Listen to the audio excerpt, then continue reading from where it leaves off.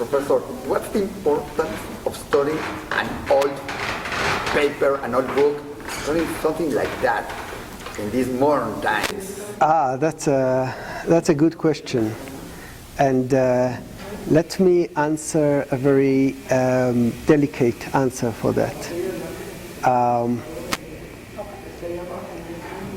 Every single person in the world has something to offer us in the present and in the past. And the minutes of daily life and the history of Jewish people and the history of non-Jewish people that were around them are an endless source for us in current day to find our way in the problems of the present. Now, we are in the academic world, we are in charge of excavating the findings, but we have to do it in a way in which these findings are then suggested, I would say, to contemporary society in order to use it in whatever way contemporary society will use it. And actually this is why I'm here, because the idea is that what we do in the past is something that we have to offer to the present. And therefore, if it will be buried in our academic journals, it's not there. But if it's also here in an exhibition and the public can read it and the public can learn, then it becomes, I would say, a resource for human society of our days. You say it's important for human society today, that it's important to know what's happened, to know what is happening today. What have you been discovering? Because you have medicine, you have Talmudic, you have many other things. Can it be one of the most important discoveries you have made, learning about the Geniza and all the books that are there? I would like to tell you a story of maybe 2 words, okay? Only 2 words. And these 2 words are kegalei hayam, like the waves of the sea, okay?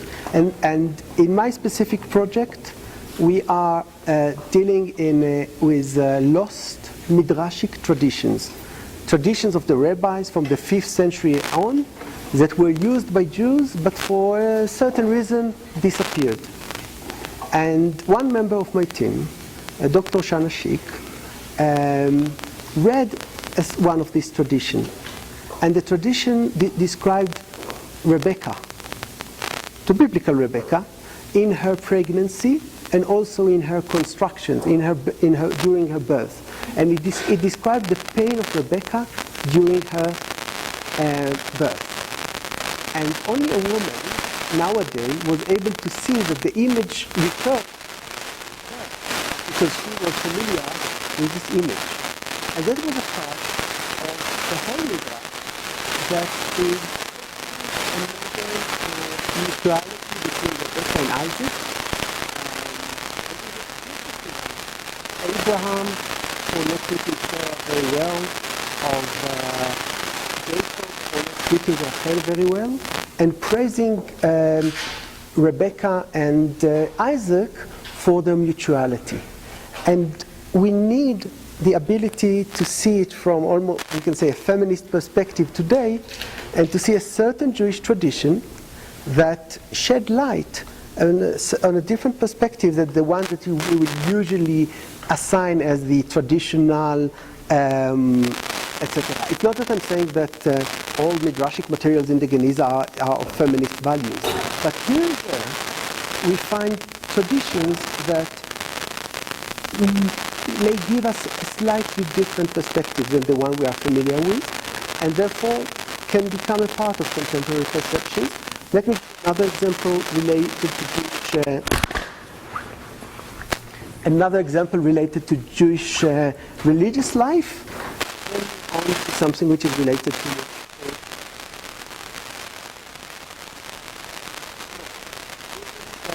the Havlet.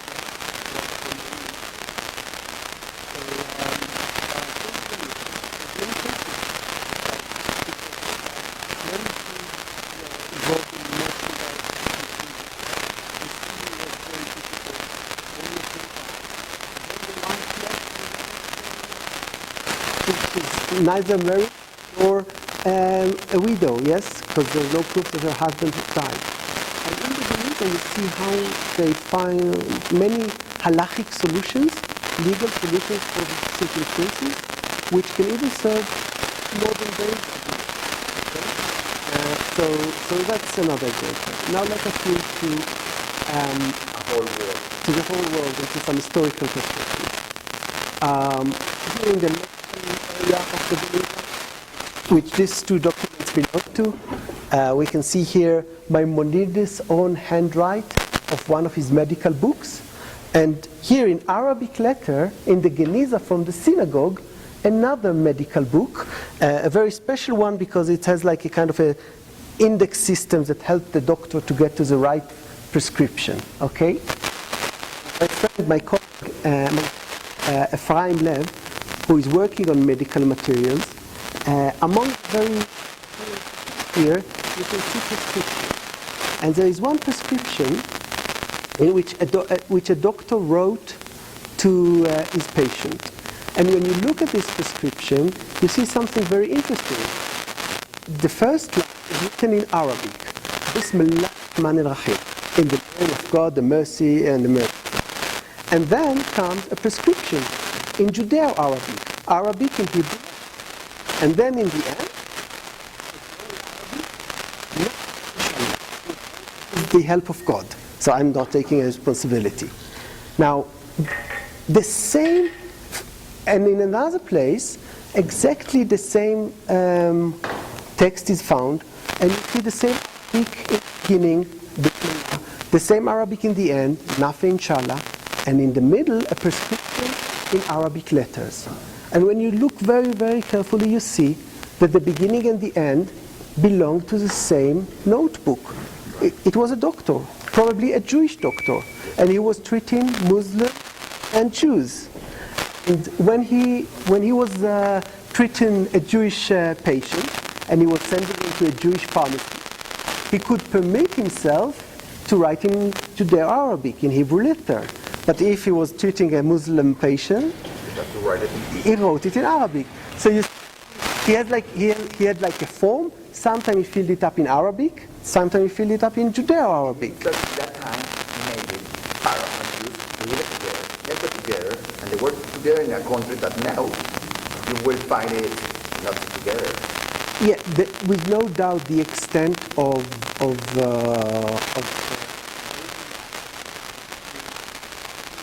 and Muslims was very high in the days of the Geniza. We can especially refer to it as almost as Arab Jews and Arab Muslims living together in Arabic countries. Okay, and it's not that there were no tensions. It's not that there were no legislations that discriminated Jews, but the Geniza society in many cases is a society of common relations of people of various identities. And let me in that context move from Arab and Jews to we Jews inside ourselves, okay, Ashkenazim and Sfaradim, okay, and we have a very nice example of a case in which Ashkenazi Jews, either from Germany or France, immigrated to Arab lands, to Alexandria and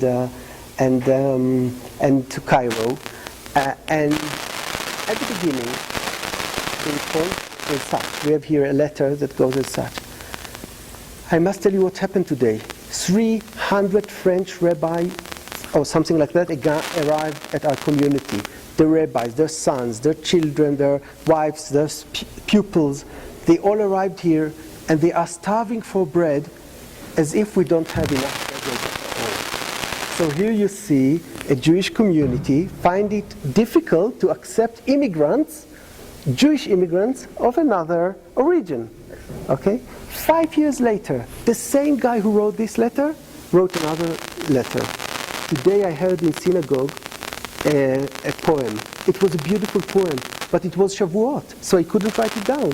And already in Motzei Shavuot, I asked, where is the Chazan, the cantor? He already left. Oh, I want this poem. Can you send emissaries to Marseille to bring me a version of this poem? So 5 years after immigration of the strangers, Suddenly, Part of the community. they were part of the community. What year are we talking about? Early 13th century. Okay, so you see, I think that for us today, even regardless Jews or not Jews, just to see an example for the first reaction to immigrants and the later understanding that immigrants can enrich society. So here I already almost, not speak as an academic, but as someone who has some values that I would like to promote. But I think that this is the idea. We can excavate the Geniza for portraying history, and then people may use it to and foster relevant values.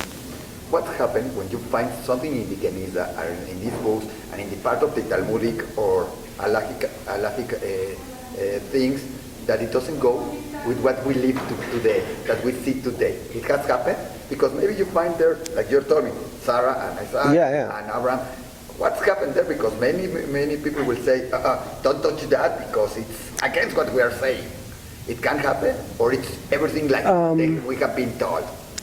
Well, it's interesting to note that in some cases the Geniza traditions made it into the halachic discourse, even in academic, even in Orthodox circles, and in other cases, I can hardly recall cases of rejection of a tradition. Simply people avoid it. Okay, so it's there. It wasn't in the. Then people can avoid it. Many traditions that were collected by rabbis, such as Levin, who edited a work which is called Otzar HaGeonim, you will find the most Orthodox rabbi quoted it, even though it's not in the Talmud. And in other cases, you have a very nice example, mainly in the Reform and liberal congregations, where prayer customs that were lost are re-embraced by congregations. So the issue is that myself, my role as an academic is to present the variety. The Jewish society is now being able to do whatever it can do with it, and I hope they'll do with it positive things. What is a positive thing to do when you find something with it? To change it, to analyze it, to discover, because we have been told this is it, and when you find something that is exactly like we said, I'm sure somebody said, you see, it was right there, but you said it. But when it's not correct or it's not exactly like we have been told, some people ignore it. How can you arrange to pass this to all the Jewish community and to know that things happen, not just to the Jewish community, to all around the world, to know what happened in history? Because history is written by who write it. Yes, I think that my commitment as an academic is to make it available, is to bring it to the public, and then the public, people may do whatever relevant for their specific context of life at the moment. One may clearly say, if this tradition didn't go through the channels of canonicity of halakha as I think is appropriate, then this tradition is no longer relevant for my life today. I hope that the richness of tradition would expand the richness of people's hearts. Yes. And you are religious by yourself. I can define myself as a religious person. I'm quite observant. Have you find something in your study? Because when you're studying history, you can find something that can move you, move the faith for you. Have you find something there that has been like, let me reanalyze what I'm finding? Is there something there you find that? Well, I think that Judaism.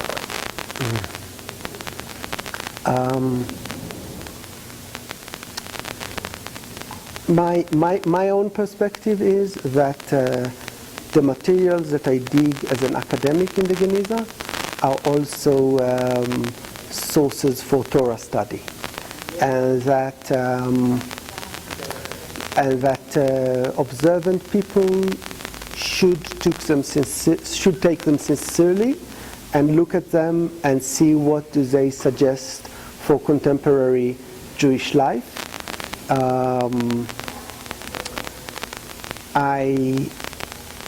I can recall one example which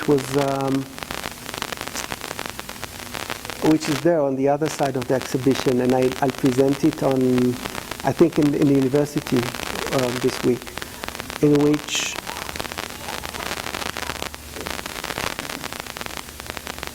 we are very one big debate between academics and traditional people is about the Zohar. Yes, the Zohar presented as being redacted by Rabbi Shimon Bar Yochai and his society, while most academic analyses quite rightfully put it in 13th century Spain. Okay, and I have one example of a very late midrashic text which make a minor change in the midrash that enabled the concept of sfirot to go into the midrash. So it's not that the early rabbis knew the concept of sfirot as it is in the Zohar, but it is that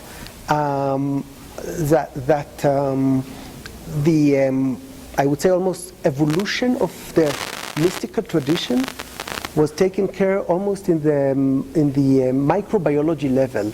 What do I mean? That that when evolution according to Darwin happens, it's not that one day you are a cat and the other day you are a dog.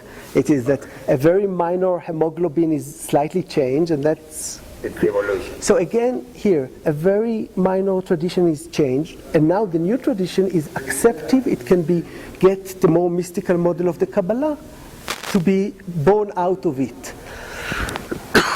And for me also as a religious Jew, such a mechanism in which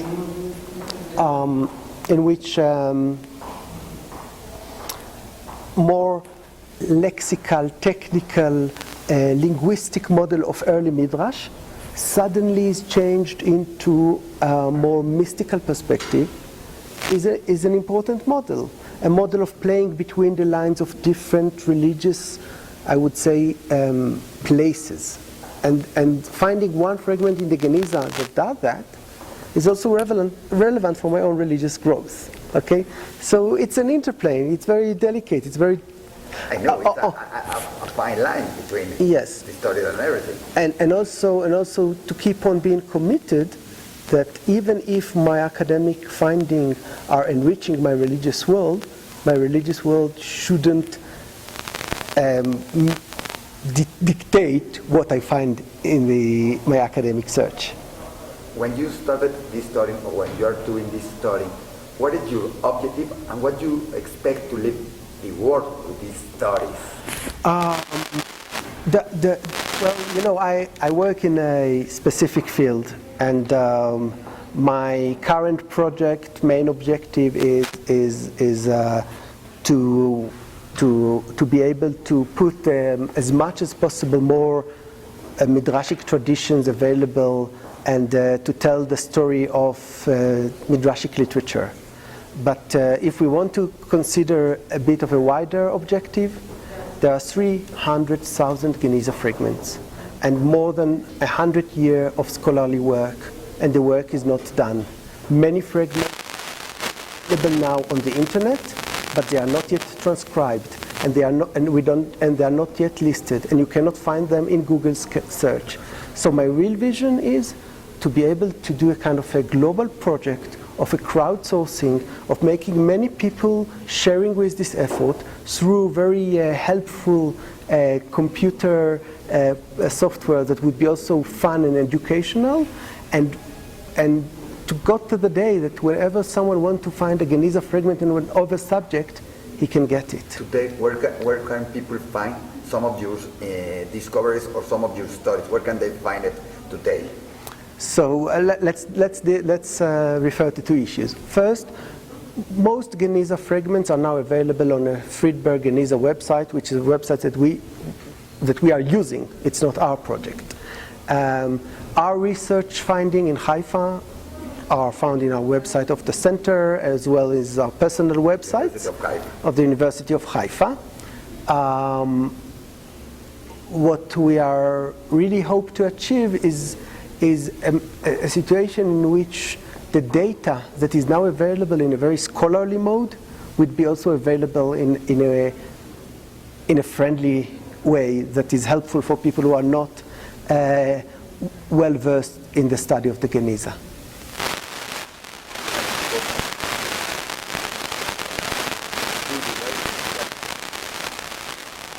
Because only now we get to it, yeah? Yes, I know. Okay, yeah, so the Geniza is a place in which people deposit holy text. But in Cairo, they deposited text, even if it was written in Judeo-Arabic, in Yiddish, in Ladino, even if it was historical document, whether it was a draft or a book. Every text that they did not use anymore went into the Geniza. Private letters. It was like a Dropbox. Throw it there and keep it there. Endless. And in Cairo? And in Cairo, in South Fustat, which is south to contemporary Cairo, and because Cairo was also a merchandise center well related to the entire world, the documents that arrived at Cairo arrived there from every single place in the world, or at least not from Mexico, yeah, but from England. You say in Yiddish.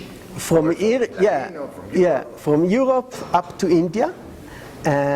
So it's a very rich reservoir, 300,000 documents, now scattered in 300,000, now scattered in about 60 to 70 libraries and private collections in the world, mostly in the University of Cambridge. And so yes, this is the Geniza.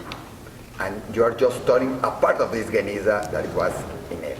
Yes. Just a part of it. Just a part, yeah. The Talmudic and in a specific time of the world, no? Yes. What we have here is the work which is done in Haifa currently.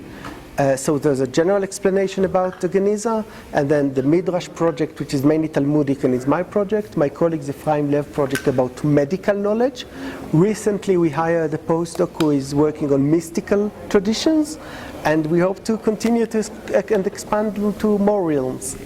Thank you for being in Mexico. Thank you for coming and explain us what happened. Can this investigation, just to finish, can help us in this new era that we live to solve some problems that Israel lives and that say they didn't work there in Israel. Israel's history started in 1947. Can this help us just to finish this conflict in Israel? I think that it is our task to read the past in a way that will make the present or the future better. Okay? Thank you very much. Okay.